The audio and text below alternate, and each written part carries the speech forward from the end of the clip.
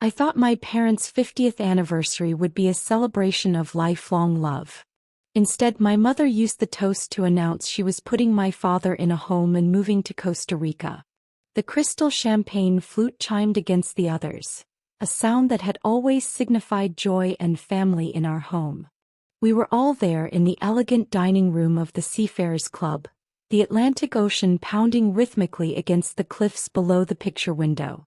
My father, Arthur, beamed from the head of the table, his hand resting gently on my mother, Eleanor's. He looked dapper in his navy blazer, a crisp white handkerchief in the pocket, though his once broad shoulders seemed slightly stooped now. My mother was radiant in a silk lavender dress, her silver hair styled perfectly. To anyone else, it was the picture of a golden anniversary celebration. We had just finished a delicious meal of baked salmon and roasted asparagus. The waitstaff had cleared the plates, and the moment had come for toasts. My older brother Thomas had given a heartfelt, slightly rambling speech about childhood fishing trips with Dad. My wife Chloe had spoken beautifully about Mom's grace and strength. It was Mom's turn. She stood up, smoothing her dress, a serene smile on her face. She raised her glass. "To 50 years," she began, her voice clear and strong. We all raised our glasses, ready to echo the sentiment. But she wasn't finished. 50 years of building a life, a family, a home. And to 50 years being more than enough. The smile didn't leave her face, but it changed. It became something colder, more resolved. "Arthur, you've been a wonderful provider. But the doctors say your heart is too weak for you to live at home alone safely anymore. I've found an excellent assisted living facility, Ocean View Manor. They have a room available next month." The silence that followed was absolute, broken only by the distant crash of a wave. My father's smile had vanished, replaced by a look of pure, uncomprehending shock. His hand, which had been on hers, slowly retracted and fell to the tablecloth. Mom continued as if announcing a surprise vacation. "And I've decided that for the next chapter of my life I'm going to pursue my own dreams. I've rented a villa just outside Tamarindo, Costa Rica. The lease starts in 6 weeks. I need some sunshine and freedom while I'm still healthy enough to enjoy it. So a toast. To new beginnings." She took a sip of her champagne. No one else moved. Their glasses remained suspended in the air, frozen in a toast that had curdled into something horrifying. This wasn't just a sudden decision. It was a calculated detonation, and she had chosen the moment of his greatest happiness to light the fuse. My father's decline had been a slow, gentle slope, not a sudden crash like a stroke. It started about 8 months ago with a series of small, frightening incidents. A dizzy spell while gardening that made him sit down hard on the grass, forgetting his way home from the grocery store he'd been going to for 30 years. Then the big one. A mild heart attack while he was watching the evening news. It was what the doctor called a warning shot. The diagnosis was congestive heart failure and the early insidious stages of vascular dementia. His mind was like a book with occasional paragraphs hastily scribbled out. He'd forget a name, a date, whether he'd taken his plethora of pills, Lasix, beta blockers, blood thinners. His body was frail. He needed help with his compression stockings, got short of breath walking from the living room to the kitchen, and had to use a shower chair to prevent falls. But his spirit was still Arthur. He was a retired history professor, and on his good days he could still tell captivating stories about ancient Rome or the maritime history of Nova Scotia, his eyes twinkling with their old intelligence. On bad days he was confused, anxious, and childlike in his need for reassurance, usually from Eleanor. And through it all Mom had been perfect. She organized his pill dispensers with meticulous care. She prepared low-sodium meals that were both healthy and appetizing. She patiently repeated answers to the same questions he asked every 15 minutes. She'd even turned the downstairs study into a bedroom for him so he wouldn't have to navigate the stairs. She'd been the epitome of a devoted wife. She'd sigh sometimes, mention being tired, but when I offered to help, I lived just 40 minutes away in Halifax. She'd always say, "I've got it handled, dear. It's my job." Thought it was love. I now realize it was project management. The drive home from the restaurant was agony. Chloe was white-knuckling the steering wheel, silent tears streaming down her face. In the back seat, my father stared out the window at the dark pine trees whipping by, saying nothing. The silence was heavier than any outburst could have been. When we got them back to their cozy, cluttered house in Peggy's Cove, I couldn't leave. I made tea nobody drank. "Eleanor," my father said, his voice thin and reedy. "What did I do? Was it because I forgot our lunch date last week? I'm sorry. I'll try harder. I'll write everything down." Mom was already packing away the leftover anniversary cake, her movements efficient and devoid of emotion. "It's not about anything you did, Arthur. It's about what I need. I'm 72 years old. I don't want to spend whatever good years I have left as a nursemaid." The word nursemaid hung in the air like a slap. "But Costa Rica?" I finally found my voice. "Mom, this is insane. You don't speak Spanish. You've never even been to Central America. And Dad, he needs family. He needs you." "I've hired a tutor for Spanish," she said, as if I'd asked about the weather. "And Arthur will be well cared for. Ocean View has excellent reviews online. They have activities. He'll probably be happier there with people his own age to talk to." "He doesn't want to talk to people his own age. He wants to talk to you. He wants to be in his own home with his own books with his wife of 50 years. I was shouting now, my carefully controlled composure shattered. She turned to look at me, and for the first time that night her mask slipped. I didn't see serenity or resolve. I saw a deep, chilling emptiness. "Well, I don't want to be here," she said, her voice flat and final. "I haven't wanted to be here for a very, very long time." The next morning I called Thomas. He lived in Toronto, a 2-hour flight away, with his wife Mara and their 2 teenagers. He was a successful financial analyst, pragmatic to a fault. "You're overreacting, Ben," he said after I'd breathlessly recounted the nightmare of the previous evening. "Mom's stressed. Caregiver burnout is a real thing. He's just talking about a break. Fancy vacation." She'd never actually go through with putting Dad in a home. "Thomas," she had the name of the facility memorized. "She's already booked a villa. This isn't a fantasy, it's a business plan." "Look, I'll call her," he said, his tone infuriatingly calm. "I'll talk some sense into her. We'll get a home health aide a few days a week. Problem solved." But when he called me back an hour later, his tone had changed. He sounded shaken. She wasn't kidding, Ben. She already has a realtor coming to value the house. She said she's been emotionally checked out of the marriage since before Dad retired. That was over 15 years ago. The math was devastating. I started going over to my parents' house every day after work. The atmosphere was a frozen wasteland. Dad would follow Mom from room to room, a sad, silent shadow, his confusion tinged with a desperate, palpable fear. Mom would ignore him, spending hours on her laptop researching Costa Rica, making lists on the phone with travel agents. I tried to reason with her. "Mom, please. Let's just get some help. I can come more often. Chloe can come. We can hire someone. You don't have to do this alone." "It's not about the help, Benjamin," she said, not looking up from her screen. "It's about the constant presence. The endless need. The smell of medicine in the house. The worry every time he takes a breath that's a little too shallow.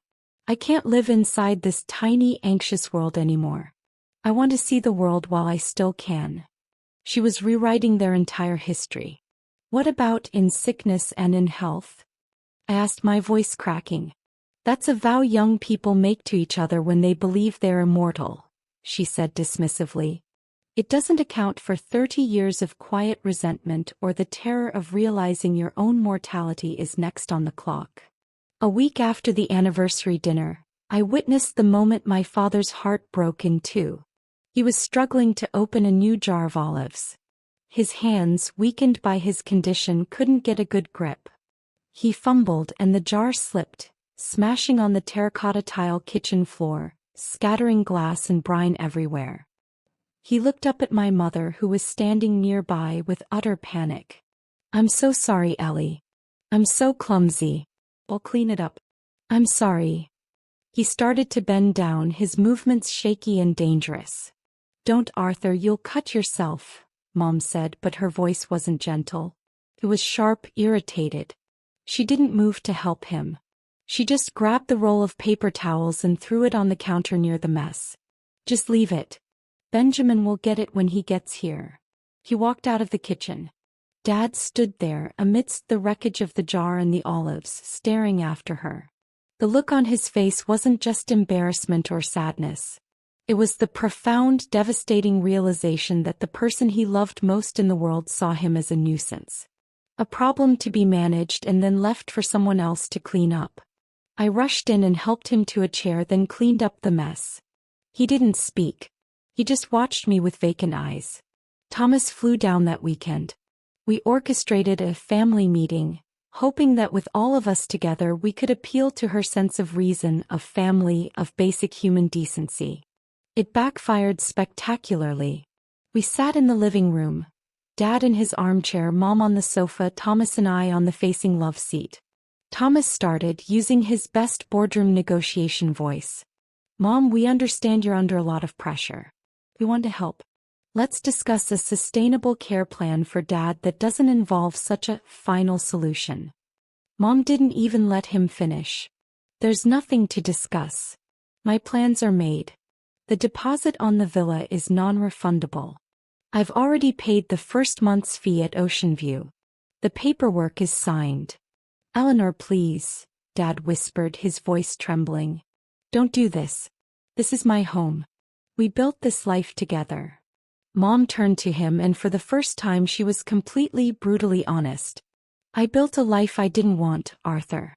I followed your career from university to university. I gave up my own aspirations to be the perfect faculty wife. I hosted endless dull dinners for your colleagues. I lived in your world for 50 years. Now it's my turn." Thomas lost his cool. Your turn? Your turn? Dad is sick. He needs you. How can you be so selfish?" "Selfish?" she fired back, her eyes flashing.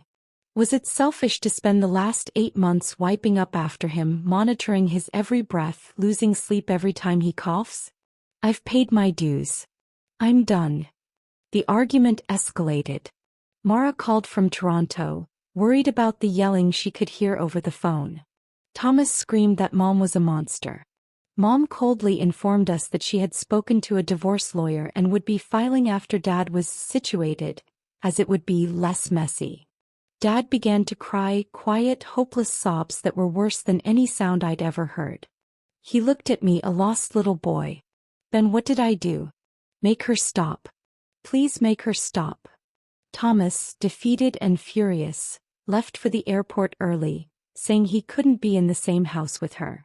I stayed, a useless sentinel in a war that was already lost. The following Tuesday, the unthinkable happened. Mom had a series of viewings for the house. She told Dad she was going to the garden center and would be back in an hour. She left at 10 a.m. At 3 p.m. I got a call from Mrs. Gable, the elderly widow who lived next door. Her voice was tight with panic. "Benjamin, I'm so sorry to bother you, but I heard your father calling for help. I used the key under the frog statue and, oh dear, he's on the bathroom floor. I think he's been there for quite some time." I tore out of my office, my heart hammering against my ribs. I called 911 on the way. I called Mom's cell. It went straight to voicemail. I beat the ambulance to the house. Dad was conscious, lying on the cold tiles, his face pale and beaded with sweat. He tried to get to the bathroom on his own, gotten dizzy and fallen. He couldn't get up. He'd been calling for help for hours. He said Eleanor told him she'd be right back, Mrs. Gable said, her hand over her heart. He didn't want to bother anyone. The paramedics arrived and carefully got him onto a stretcher. As they were loading him into the ambulance, Mom's car pulled into the driveway. She wasn't coming from the garden center. She was coming from town. She got out, not rushing, a concerned frown plastered on her face. What's going on? Arthur? What happened? Dad's eyes lit up with pathetic relief. Ellie. I fell. I'm sorry. I was careful, I promise. Their doctor was stern. Bruised ribs, severe dehydration, and a significant setback to his fragile health. He cannot be left alone, the doctor said, looking directly at my mother. Not for an hour. Not for 5 minutes. He needs constant supervision or a professional care environment. This was entirely preventable. Mom's response was to check her watch. I have a conference call with my real estate agent in 15 minutes about the offer we just received. Benjamin, you can handle the discharge paperwork, can't you? I saw red. Handle it. Handle it. Mom, he could have died. Where were you? You left him alone for 5 hours. I lost track of time, she said, her voice devoid of any real remorse. And it seems my point has been proven. This house is not a safe environment for him anymore. She left the hospital to take her call about selling the family home. Dad, doped up on painkillers, kept asking if Mom was angry at him for causing a scene. The social worker at the hospital was blunt. Dad couldn't go home. We had to find a placement immediately. The $400 a day temporary respite care facility became our horrifying new reality. I spent the next 48 hours on the phone fighting with insurance, draining my own savings to cover the astronomical cost, while Mom packed her suitcases. She visited Dad at the respite facility once. She stayed for 10 minutes, talked about the weather, and told him she was sure he'd love it there once he settled in. He begged her not to go to Costa Rica. She told him it was non-negotiable. She left for her flight 3 days later. She didn't ask me to drive her to the airport. He took an Uber. Her last words to me were, "The number for the facility manager is on the fridge. I've set up auto-pay for my share of the first month. I'll email you my flight information." I stood in their empty, echoing house, now practically staged for sale, and watched the taillights of her car disappear down the road. I was alone, holding the pieces of my father's shattered life. And that was only the beginning. The real descent was just getting started. Dad, knowing he had been abandoned, gave up. His health spiraled downward faster than any doctor predicted. He stopped eating. He slept all day. He developed a bed sore because he no longer wanted to get up. He had a second, more severe heart attack, brought on by what the doctors called profound psychological distress. He was moved to a permanent nursing home, a nice one called Harbor Lights, but it was a place of endings, not beginnings. I visited him every day. He'd ask the same question, his mind eroded by grief and dementia. Is Ellie coming today? Did she get back from the store yet? I couldn't tell him the truth. I'd just say, not today, Dad. She's still away. I'd hold his frail hand and read to him from his old history books until he fell asleep. He died on a quiet Tuesday morning, 8 weeks after my mother had left. The nursing home called me. Thomas flew in that night. We had to call Mom in Costa Rica. The connection was crackly. I could hear music and laughter in the background. He's gone, Mom, I said, my voice flat. There was a long pause. Oh, she said. Well, that's a mercy, isn't it? He's at peace now. Another pause. The funeral arrangements. Try to keep it simple. I'm not sure I can change my return flight. She did come back for the funeral. She was tanned and looked 10 years younger. She wore a new bright yellow dress. No black for her. She sat in the front pew dry-eyed, checking her phone throughout the service. At the graveside, she seemed impatient for it to be over. At the small reception at my house, she announced her plans to return to Costa Rica permanently. The villa is just wonderful and I'm learning to surf, she said to a group of stunned relatives. I finally snapped. I couldn't listen to her for one more second. How can you stand there and say that? I said, my voice loud enough to silence the entire room. He loved you every single day for 50 years. And you left him to die alone and confused. You're not a widow. You're a deserter. She looked at me with that same cold, empty expression. You'll understand when you're older, Benjamin. Or maybe you won't. But I don't owe you or anyone an apology for choosing my own life. She left the reception early. Thomas and I haven't spoken to her since. The house sold. She took her half of the money and moved to Costa Rica. The last I heard from a cousin, she's dating a retired American surfer. I sold my place in Halifax too. I moved to Victoria on the other side of the country. I changed my number. The trauma of those months left a permanent mark. I go to therapy. I try to focus on my own life with Chloe. But sometimes when I'm walking along the ocean here, so different from the fierce Atlantic of my childhood, I think about my father. I think about the cruel, unforgivable timing of it all. She didn't just leave him. She waited until he was at his most vulnerable, and then she pushed him over the edge, ensuring his final days were filled with nothing but confusion, heartbreak, and the agonizing question, why doesn't she love me anymore? And I know with a certainty that chills my soul, that my mother didn't just break my father's heart. He broke something in me too. The fundamental belief that love is steadfast, that vows mean something, that after a lifetime together, you don't just get to walk away because the job has gotten hard. She taught me that the person you trust most can, in the end, be the one who destroys you completely. And that is a lesson that, unlike my mother, I will never, ever escape.